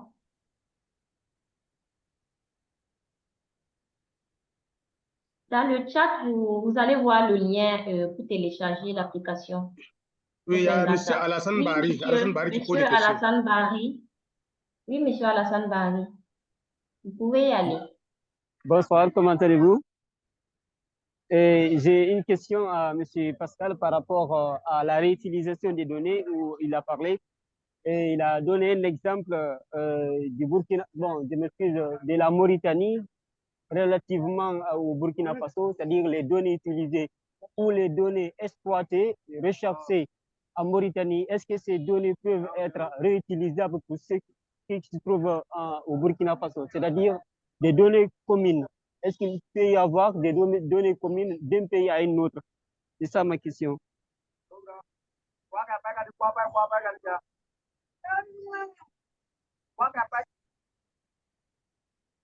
Ok, merci à vous, monsieur Bari. S'il y a une autre question pour lui, monsieur Djibril Dosso, vous avez la parole.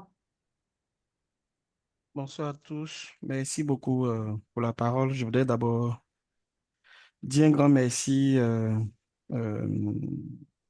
à Open Burkina pour l'organisation de ce webinaire qui, ma foi, est très intéressante. Et puis, remercier également aussi tous les communicants pour leur très, très belle communication. Je suis Djibril Dosso, je suis professeur de documentation.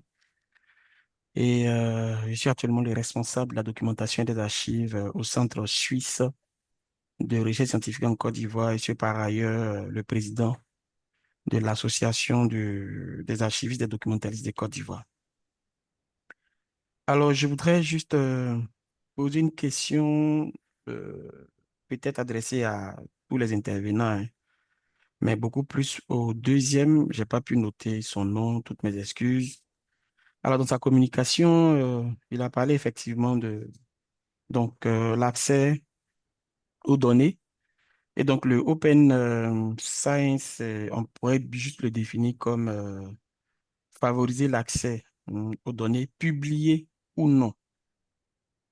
Alors, la question, c'est beaucoup plus au niveau des données qui ne sont vraiment pas encore publiées. Alors, pour ce qu'on sait, c'est que l'Organisation mondiale de la propriété intellectuelle nous encourage et nous qui travaillons dans le domaine de la recherche, nous sommes constamment avec les chercheurs. Il leur est demandé, naturellement, de pouvoir protéger les données, donc de les breveter avant effectivement de les publier ou de les mettre à disposition effectivement du public. Donc, ma question, c'est beaucoup plus là.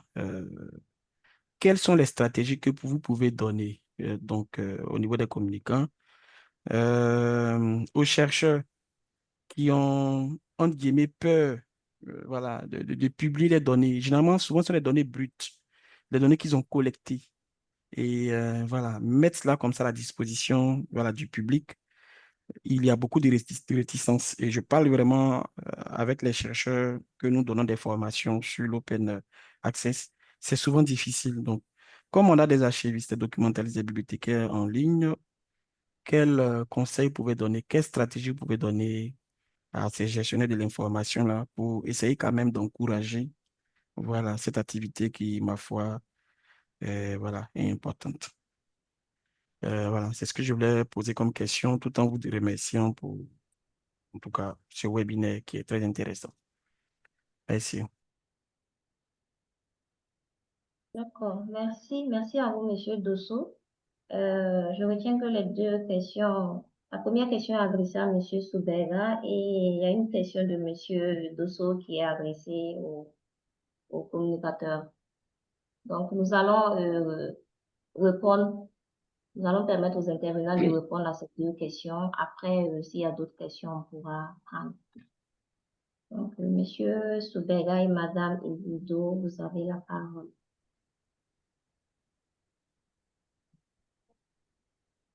Bon, je commence. Vous m'entendez? Voilà, et je Oui, commence oui, d'abord par oui, oui. la question de réutilisation des données de la recherche. Je commence par la question de la réutilisation des données de la recherche. En réalité, ce qui se passe, c'est que je donnais un exemple. Je dis au cas où les critères qui ont prévalu à la sélection des individus en Mauritanie pour faire l'enquête, on retrouve les mêmes critères dans un autre pays, il n'y a pas lieu de répéter la recherche. Il n'y a pas lieu de répéter quand on a toutes les conditions remplies. Voilà. Sinon, ce n'est pas systématiquement que les données, la Mauritanie peut être forcément transposée, peut-être, je ne sais pas, en Algérie. Ce n'est pas évident.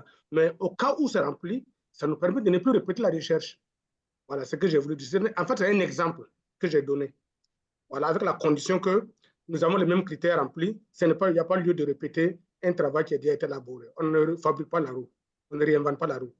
Voilà. Je crois que c'est M. Alassane Bari qui a dit ça. M. Alassane Bari, si vous pouvez après préciser votre, voilà, c'est pas confidentiel, votre service et puis éventuellement votre piste d'identité, quoi, qu'on sache davantage qui vous êtes. C'est juste pour connaître. Il y a aucun, personnellement, il n'y a aucun intérêt particulier à vous, sinon que c'est mieux se connaître davantage. Voilà, je profite en même temps d'aborder la question de M. Dosso, Dosso de la Côte d'Ivoire, qui cherche quelle stratégie face aux besoins à la fois de promouvoir le libre accès, mais aussi la nécessité de protéger les données des chercheurs. Je crois que c'est une question qui se pose jusqu'à présent et on a du mal à convaincre les chercheurs de déposer leurs données à cause justement de ce problème qui n'est pas clairement résolu. Alors, je partirai du premier principe. Le premier principe est qu'on part de la recherche, pas pour mettre dans les armoires, on fait la recherche pour publier. Ça, c'est le premier principe. Maintenant, si on ne publie pas, il y a un risque que notre recherche soit très vite dévalorisée. Vous savez que dans le domaine de la science, dès que la recherche a plus de 5 ans, dès qu'une information a plus de 5 ans, on a du mal à l'utiliser dans les données, dans nos recherches, parce qu'on se dit d'office que, surtout en sciences techniques, surtout en technique, je veux dire, ça évolue tellement vite que vos recherches, si vous l'avez menée et que vous mettez dans une armoire, au bout de 5 ans, il faut reprendre la recherche à zéro parce qu'il est fort probable que les données ont changé. Donc, le premier principe, c'est qu'il faut publier. Si vous n'avez pas l'intention de publier, mettez-la dans un dépôt institutionnel, dans un dépôt des données. Bien sûr, vous allez bien remplir les métadonnées pour décrire vos données. Vous pouvez même, et puis bien sûr, votre identité sort là-bas. Et ceux qui utiliseront diront que ces données viennent de vous. Ça, c'est une obligation. Ils diront toujours qui a produit ces données-là. À défaut que vous ayez publié, au moins on reconnaîtra votre droit d'avoir produit ces données. Voilà, entre autres possibilités que moi j'ai à vous proposer. Sinon, ça ne sert à rien de coder, de faire des recherches, de trouver des données intéressantes et de ne pas aboutir à une publication et de le stocker quelque part parce qu'on a peur que quelqu'un utilise, ça ne marche pas. Je crois que cette peur est fondée, mais scientifiquement, ça n'a pas de sens. Cette peur n'a pas de sens scientifiquement parce qu'on fait la recherche pour produire. Au cas où on n'a pas produit, au moins on peut coder les données dans un dépôt et puis permettre aux gens d'avoir accès. On retiendra au moins que c'est vous qui avez produit ces données. Voilà, entre autres propositions entre autres réflexions que j'ai, ce n'est pas forcément la meilleure proposition, mais c'est ce que j'ai à vous dire. Peut-être Madame Iboudo peut revenir là-dessus, et même pourquoi pas Madame Sarah. Je vous remercie. Merci à M. Soubega pour ses réponses. Nous allons poursuivre avec Madame Iboudo et aussi Madame Sarah. Je ne sais pas si vous avez aussi des précisions à apporter sur les questions concernant la question de M. Dosso. Merci.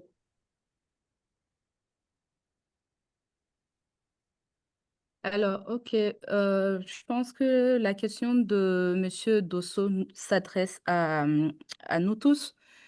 Et pour compléter ce que M. Soubega vient de dire, je dirais que la stratégie que nous proposons, dans ma présentation, j'avais déjà évoqué l'adoption des politiques de l'open science, des politiques nationaux ou institutionnelles. Et je pense que c'est une stratégie qui pourrait prendre en compte sa préoccupation parce qu'elle pourra définir les droits de propriété intellectuelle sur les données de façon claire et puis définir aussi les règles pour protéger les données sensibles.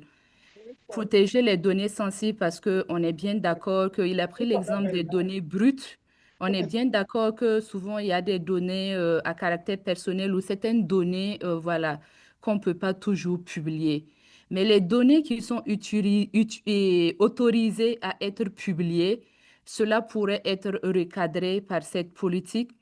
Et également, il faut développer des modèles de consentement éclairés par le partage futur des données. C'est-à-dire, au moment déjà de la collecte de données, le chercheur, dans son plan de gestion des données, peut déjà prévoir d'avoir ses autorisations auprès de ses enquêtés pour que le partage de ces données-là ne constitue pas un problème. Parce qu'il est quand même important de partager ces données. Je prends l'exemple d'études similaires. Une personne qui veut mener des études similaires et des données qui existent déjà. Donc, au lieu qu'il aille encore collecter à peu près les mêmes données, il peut réutiliser les données qui sont déjà produites. Et la politique peut juste recadrer cela. Et la politique aussi peut inclure les clauses de partage de données et puis peut-être l'intégration aussi des mandats des chercheurs. Donc voilà ce que je peux proposer comme réponse par rapport à sa préoccupation. Moi, j'aurais aimé afficher mon écran aussi, mais malheureusement, je n'ai pas la main. Apparemment, c'est bloqué. Donc bon, désolé vraiment de parler à l'ombre.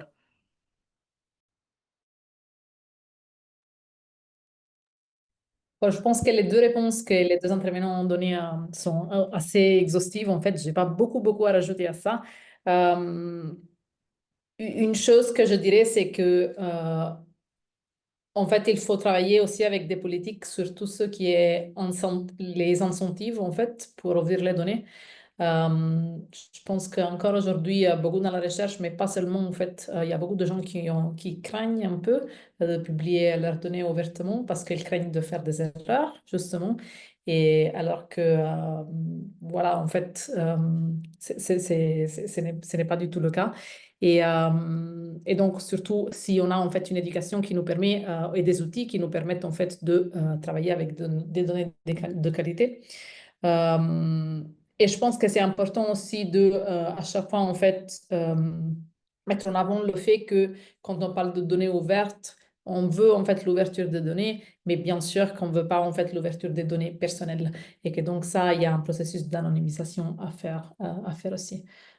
Mais voilà, je n'ai pas beaucoup à rajouter. Je pense que M. Zoubega et Mme Elboudo ont déjà donné pas mal de réponses. Oui, je voudrais ajouter quelque chose par rapport à tout ce qui a été dit. Si Mme Sarah a fini. Voilà, ce que je peux ajouter, juste ce que je peux ajouter, c'est que déposer les données ne veut pas dire forcément qu'elles sont déjà automatiquement ouvertes, mais on peut déjà les signaler. Voilà, c'est-à-dire que vous avez vos données, vous n'êtes pas, vous n'êtes pas encore prêt pour publier, mais vous pouvez déjà les déposer, puisqu'on peut déposer progressivement les données qu'on collecte. C'est pour que je parlais aux étudiants, je disais aux étudiants, les doctorants, qu'ils peuvent déposer progressivement les données dans un dépôt. Cependant, ça ne veut pas dire qu'ils ont ouvert ces données-là à tout le monde. Ils peuvent signaler, à dire que la description de métadonnées permet de savoir que j'ai des données qui concernent peut-être la culture, les nouvelles variétés d'arachides qu'on cultive peut-être au Sénégal. Je suis en train de mener une étude autour de ça. Je fais la description de mes données, mais je ne donne pas accès. C'est-à-dire que ce sont les métadonnées que vous pouvez avoir accès. Si quelqu'un veut faire accès à ces métadonnées et que ça l'intéresse, il peut tout simplement me contacter en ce moment dans le cadre d'une collaboration. C'est ça aussi l'intérêt de l'ouverture des données. Je suis à ce moment libre de lui partager les données réelles ou pas. Mais au moins la description, il sait qu'il y a des données concernant un thème qui sont stockées dans une plateforme X ou Y. Mais les données elles-mêmes peuvent être fermées. Tant qu'on ne veut pas que quelqu'un ait accès, on peut fermer. Mais au moins, on signale qu'il y a des données qui sont à tel endroit et qu'on peut contacter la personne pour voir dans quelle mesure on peut collaborer pour utiliser ces données. Ça, c'est bien une possibilité. Voilà, je vous remercie. Merci. Merci pour votre ajout, M. Soubega. OK, nous allons donner la parole à M. Mamadou Diaye pour sa question. Ndiaye Oudia. Bonjour à tous. Bonjour, chers collègues. Ravi également de retrouver certaines connaissances dans ce panel, dont Djibril Losso. J'avais des préoccupations. Je ne sais pas si c'est des questions ou pas, mais de toute façon, les panélistes jugeront. En ce qui concerne les données, c'est vrai que c'est hyper sensible et c'est à plusieurs niveaux. OK? Donc, je suis Mamadou Dia, conservateur des bibliothèques, également doctorant au LARSIC de l'EBAD. Je sais que avant de rendre accessible ou pas, il faut que les outils existent d'abord. Donc, Madame Ilboudo a bien fait de parler de DICAMES et autres. Dans toutes nos institutions, il y a ces genres d'initiatives où on met en place des plateformes. Sans compter des organismes comme peut-être celle de Sarah, il y a le WACREN, il y en a pas mal qui mettent en place également des dispositifs pour recueillir des archives ouvertes ou bien des documents. OK? Nous, nos enseignants, qu'est-ce qu'ils font? Souvent, ils ont tendance à laisser ces dispositifs-là et aller héberger ou bien aller mettre leurs publications et leurs données dans d'autres plateformes étrangères. OK? Ce qui nuit un peu à nos souverainetés et tout, et tout, et tout. Donc, en ce qui concerne les données d'enquête en tant que telles, moi, j'ai pas vu beaucoup de plateformes, en tout cas, qui permettent de les accueillir. À moins que dans nos pays, par exemple, il y a des institutions statistiques, comme ici au Sénégal, il y a l'Agence nationale de développement statistique, qui il y a des données sur la population, sur l'agriculture, sur l'élevage, etc., où il y a des données brutes, où chacun peut aller puiser et en faire ce qu'il veut. Souvent, quand nous faisons nos recherches, nos publications, nos enquêtes et autres, on traite les données là et on les sort sous forme d'articles. Et là, au moins, on est d'accord que tout chercheur veut être lu. Donc, quand la personne traite ces données, fait son article, publie l'article dans l'article accessible, mais les données, souvent, on les supprime même à raison. Donc, rares sont les chercheurs ou auteurs, en tout cas, qui gardent ces données-là quelque part ou qui essaient de les rendre accessibles. Donc, je pense qu'on n'est pas trop sensibilisé dans ce domaine-là. Il y a des outils comme Kubo Toolbox, par exemple. Kubo Toolbox. La semaine dernière, je faisais une formation à d'autres collègues là-dessus pour collecter des données. Donc, il y a une partie médiathèque dans Kubo Toolbox qui permet de rassembler des données et de diffuser, de les rendre disponibles à d'autres personnes. Donc, vous pouvez faire votre enquête suivant vos données. OK? Une autre personne va utiliser ces mêmes données-là, essayer d'avoir d'autres résultats suivant une autre méthodologie. Parce que la méthodologie pour faire une recherche peut être différente. OK?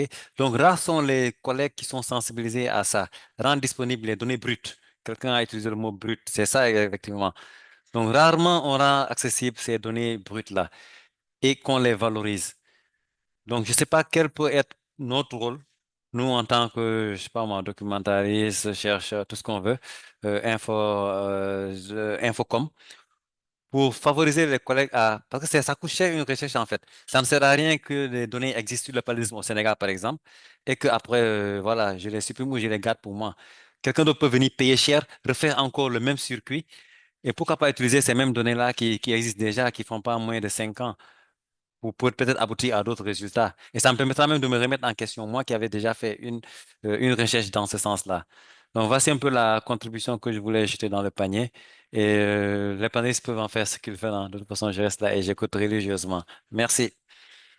Merci. Merci à vous, Monsieur Dia, pour votre contribution. Monsieur Dosso, ou bien s'il y a d'autres questions, il y a d'autres questions. S'il n'y a pas d'autres questions, on va passer la parole une deuxième fois à Monsieur Dosso. Nous vous écoutons avant de conclure. Oui, Super, Monsieur merci. Dosso. Super, merci infiniment. Je salue au passage, voilà, Mamadou Dia, voilà, du Sénégal. Merci infiniment. Alors moi, je voulais vraiment vous dire merci, merci parce que les réponses sont vraiment satisfaisantes et tous les communicants l'ont si bien signifié. Voilà, c'est très bien dit. Alors, je prends juste la parole pour peut-être donner juste une idée, suite même à ce que peut-être Monsieur Mamadou a dit. Je pense bien que nous sommes au cœur, donc au cœur de l'information parce que on a des données dans nos centres de recherche, dans nos dépôts d'archives, dans nos centres de documentation, etc., etc. Ce que je voulais juste proposer, c'est que on pourrait certainement penser hein, à sélectionner un certain nombre de professionnels, les former, vraiment les former, et eux, à leur tour, pourront organiser effectivement ces formations-là dans les centres de recherche. Parce que généralement, c'est beaucoup plus orienté, voilà, désolé pour le mot, orienté beaucoup plus voilà, aux chercheurs. Et donc, nous qui sommes en contact voilà, avec les chercheurs, on pourrait certainement prendre le relais pour essayer davantage voilà, de former effectivement les chercheurs. Donc, c'est juste une idée que je mets sur la table et puis je pense bien que les organisateurs pourront le faire. Bon, nous, à notre niveau, au niveau du centre, on organise également aussi ces formations-là, hein, déjà, voilà, à l'endroit des chercheurs et je pense bien que si c'est multiplié, ça pourrait effectivement voilà, apporter un plus. Merci infiniment. Merci. Ok, merci à vous, Monsieur Dosso. Juste pour apporter une contribution à votre dernière formulation, où vous parlez de formation. Juste vous rappeler que ce webinaire-là, c'est vraiment le cadre du projet IROA, de la communauté d'Afrique francophone des données ouvertes. C'est une communauté qui est coordonnée par Open Burkina. Et les programmes de ce projet IROA-là, il y a une formation certifiante sur l'ouverture des données. Et parmi ces formations certifiantes, il y a 5 certificats. Et la science ouverte et développement est l'un des certificats. Donc, bon, peut-être que l'information, peut-être vous ne l'avez pas reçue à temps ou quoi. Sinon, il y a eu l'appel à candidature diffusé sur le site de la CAFDO, sur les réseaux sociaux de la CAFDO. Et actuellement, 439 candidats ont été sélectionnés. Et actuellement, ils sont en cours pour la formation qui peut-être va s'achever en juillet ou bien en août. Et ils auront leur certification. Donc, OK, il y a une question, Monsieur Azagoun. D'accord. C'est la dernière intervention. Après sa question, bon, c'est 7h30, je crois qu'on va clôturer. Oui, vous pouvez y aller, Monsieur Azagoun. Oui, bonsoir à tous. Merci beaucoup pour l'initiative. Je crois que c'est une belle initiative parce qu'on entend souvent parler des open data sans savoir exactement de quoi il s'agit. Mais je crois que à partir de ces initiatives, ça m'a permis, moi particulièrement, d'avoir une large information et de compréhension sur ça. Donc, à partir de ce webinaire, j'ai bien compris aussi certains points qui constituaient des points d'ombre par rapport à la thématique de Open Data. Donc, je vais me présenter. Je suis Azagoun Vidjenaï. Je suis actuellement doctorant à l'Université de Lomé, spécifiquement dans la gestion des risques et catastrophes. Donc, il y a la plateforme Open Data Editor qui a été présentée. J'ai beaucoup apprécié. C'est pour ma première fois d'entendre parler de ça. Maintenant, on a expliqué un peu sa fonctionnalité, que ça permet de détecter même des erreurs. Je crois que c'est très bien. Donc, quand bien, même avant de publier ces données, on peut déjà prendre par là pour voir s'il y a des doublons au niveau des mots. Donc, ça va nous permettre d'éviter certaines erreurs. Donc, j'aimerais demander, est-ce que, d'autant plus que ça permet, on l'installe au niveau local, est-ce qu'il y a possibilité de télécharger les données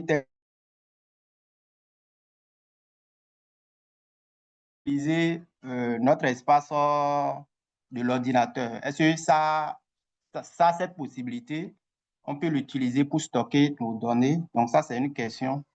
Maintenant, à propos de Open Data, je crois qu'au niveau des institutions, on voit les données qui sont publiées où on a accès. Mais ces données, habituellement, je crois que ces données subissent des validations avant d'être publiées. Maintenant, nous, à notre niveau, si on a des informations, je suppose que je rédige un rapport ou bien je fais peut-être un article qui n'est pas encore publié. Bon, pour dire publier, dire que bon, ça n'a pas connu d'évaluation des pairs et que je publie, est-ce que ça ne compromet pas pour dire quoi? D'autant plus que ça n'a pas connu l'évaluation des pairs. Si quelqu'un prend et qu'il l'utilise, peut-être que les trucs ne sont pas encore très vérifiés, d'autant plus que ça n'a pas subi d'évaluation. Est-ce que ça ne va pas compromettre aussi la recherche? OK, merci.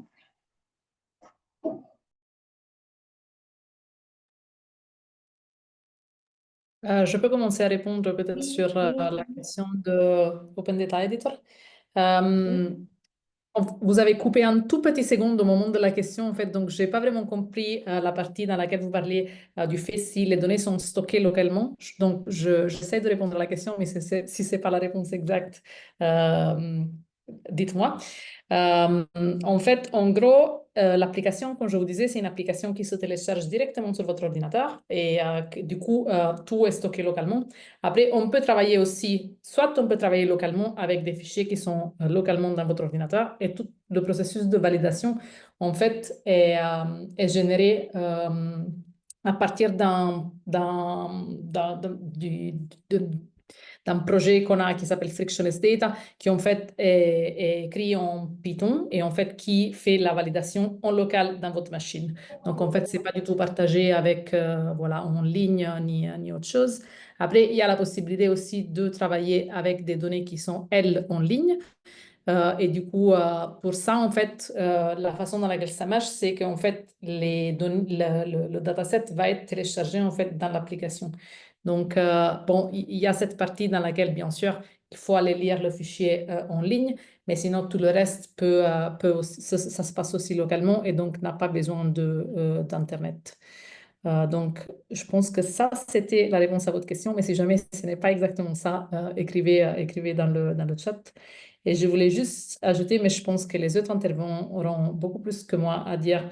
Je pense que c'était Monsieur Dia qui a parlé tout à l'heure aussi de toutes les questions du fait qu'il y a encore beaucoup d'articles scientifiques qui sont partagés sans les données brutes.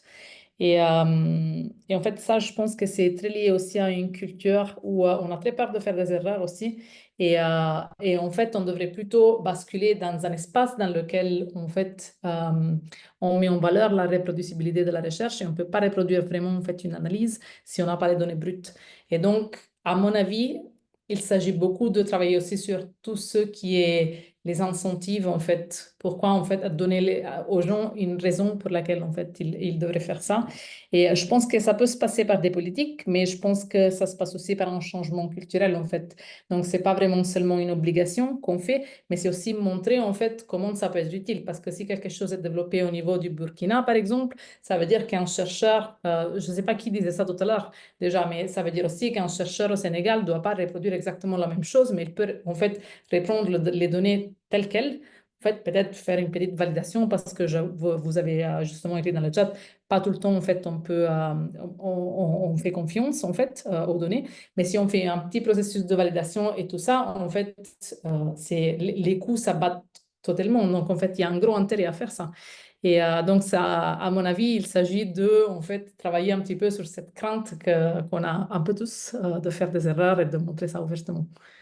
Mais je laisse la parole aux deux autres intervenants qui ont certainement plus de choses à dire.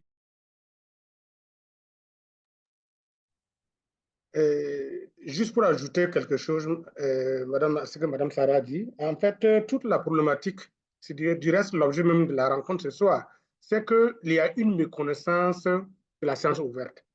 Quand M. Diamazma est parti, désolé M. Diaz, quand il parle du fait que les gens ne veulent pas déposer, les gens publient, mais le reste des documents, le reste des données ne sont pas exploitées, c'est une méconnaissance, il y a une méconnaissance des avantages de la science ouverte.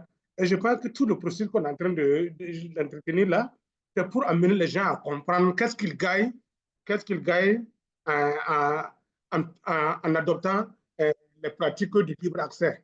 Qu'est-ce qu'ils gagnent en adoptant la science ouverte? Je pense que c'est... Et Mme Ilboudou, dans son enquête, disait que le Remis, qui est une association locale, avait fait une enquête et qui avait prouvé que 66% des gens, des chercheurs au niveau national qui fréquentaient les bibliothèques qui avaient été concernés par l'enquête, ne connaissaient pas ce que signifie science ouverte et ainsi que ses applications. Vous voyez, ça veut dire qu'il y a un besoin réel que nous continuons à travailler, à former, à informer autour de nous, surtout nous qui gérons les bibliothèques, nous qui accompagnons les chercheurs, ou nous-mêmes qui sommes des chercheurs. Il faut que nous continuions à nous former et à partager cette connaissance-là, à ouvrir justement nos acquis en termes de science ouverte vers les autres pour que les gens puissent adhérer au mouvement. Et par rapport aux questions de... Je partage entièrement ce que Madame a dit, de même que ce que Djibril Dosso a dit. Il y a déjà des formations, rassurez-vous. Au niveau, Madame Josiane Ilboudou a parlé de remise. Au niveau de remise, tout ce qui vient dans ce réseau-là, c'est en fait, ça regroupe les bibliothèques, des instituts de recherche et d'enseignement supérieur. Tous ces gens sont formés sur la science ouverte aujourd'hui. Quand vous voyez un bibliothécaire qui vient d'être formé, qui vient de quitter l'école il n'y a peut-être pas un an, dont l'institution a intégré le remise, automatiquement, il a les notions de base sur la science ouverte. Sinon, il ne pourra pas accompagner les chercheurs qui viennent de sa bibliothèque. Donc, automatiquement, il y a un accompagnement. Et s'il y a un besoin qu'effectivement nous travaillons à promouvoir cela, puisqu'il n'y a pas, en dehors de Open Burkina, peut-être qui a lancé l'initiative, je ne sais pas si qu'il y ait dans d'autres contrées telle initiative pour accompagner les gens. Alors qu'il y a un besoin réel. Il y a un besoin réel j'allais même carrément de transformer la science ouverte comme un curricula dans l'enseignement supérieur. Carrément en faire un curricula pour que les gens puissent s'en approprier et vraiment l'utiliser à fond. Parce que ce que nous avons comme des bribes de formation ne suffit pas pour maîtriser toute la problématique de la science ouverte. peut-être on maîtrisera peut-être, les bibliothécaires maîtriseront peut-être l'accès libre, mais et, le libre, et la libre édition, et publié dans la libre édition. Ça, ce n'est pas maîtrisé. Ouais, c'est tout un ensemble. C'est un ensemble de problèmes que la science ouverte regroupe. Et là, il y a un besoin de continuer la formation. Ça, c'était mon dernier mot pour dire merci à Open Burkina, qui nous a permis, particulièrement moi, de partager mon expérience. C'est vrai que j'aurais voulu 1h30 moi seul. Malheureusement, le temps est limité. En tout cas, merci beaucoup, madame. Alors, sauf s'il y a quelque chose à ajouter, j'allais juste dire merci à tous ceux que j'ai pu rencontrer en virtuel. Et pour ma part, je reste disponible pour d'éventuelles rencontres. Merci. C'est à vous le merci, M. Soubera. Vraiment, un grand merci à nos intervenants et également à nos participants pour votre participation active. Et nous sommes réellement heureux de savoir que ce webinaire est une valeur ajoutée à votre connaissance, parce que vos témoignages en témoignent, votre engouement pour cette session. Nous sommes vraiment ravis. Et bon, nous sommes à la fin de cette première session de série de webinaires thématiques de la CAFDO. Comme je disais, la CAFDO, c'est la communauté d'Afrique francophone sur les données ouvertes en Afrique francophone. Et cette communauté-là, elle est coordonnée par Open Burkina. Donc, après cette session, vous pouvez aller checker sur Facebook, LinkedIn, Twitter pour suivre la CAFDO et pour rester informé sur l'actualité de la CAFDO, ses initiatives et ses projets. Et n'hésitez pas aussi à suivre Open Burkina sur les mêmes plateformes et également sur notre site web et sur le site web de la CAFDO. Merci grandement à vous. Merci à M. Soubega Pascal. Merci à Madame Igoudo Josiane. Merci à Sarah Petit. Grand merci à tous nos participants qui sont restés jusqu'à la fin. Merci et à très bientôt pour une autre session de webinaire sur un autre thème aussi intéressant que la science ouverte. Merci et à très bientôt.